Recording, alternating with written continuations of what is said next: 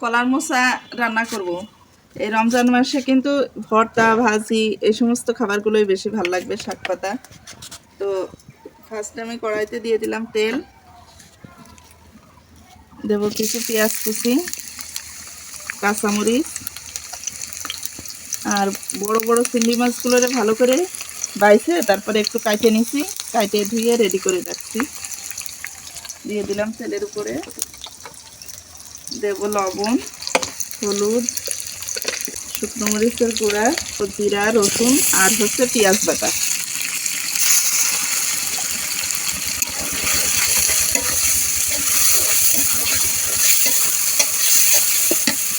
দেব 2-3টা তেজপাতা।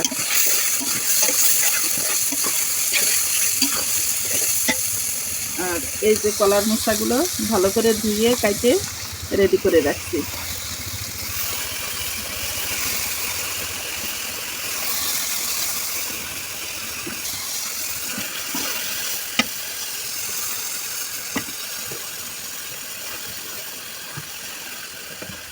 কলার মোচার পুষ্টিগুণ সম্পর্কে তো আপনাদের কাউরে বলা লাগবে না, কারণ সবাই জানেন যে কতটা উপকারী এই কলার মোচাটা।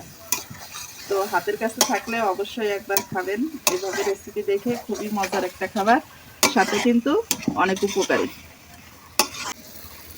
অল্প একটুখানি পানি দেব, মোচাটায় কিন্তু অলরেডি একটু পানি আছে ধোয়ার সময়, এই জন্য বেশি পানি দেবো না। এখন ঢাকে রাখবো।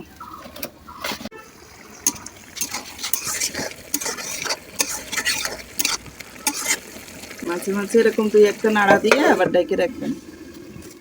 কলার মোচাটা আমার হয়ে গেছে রান্না করা। এখন এই যে চুলা থেকে নামাই নিচ্ছি। এই রমজান মাসে আপনারা মানে অনেক সময় অনেক ধরনের খাবার খাইতে ভালো লাগে না, তো এই কলার মোচা পাইলে একবার খেয়ে দেখবেন যে কতটা মজা।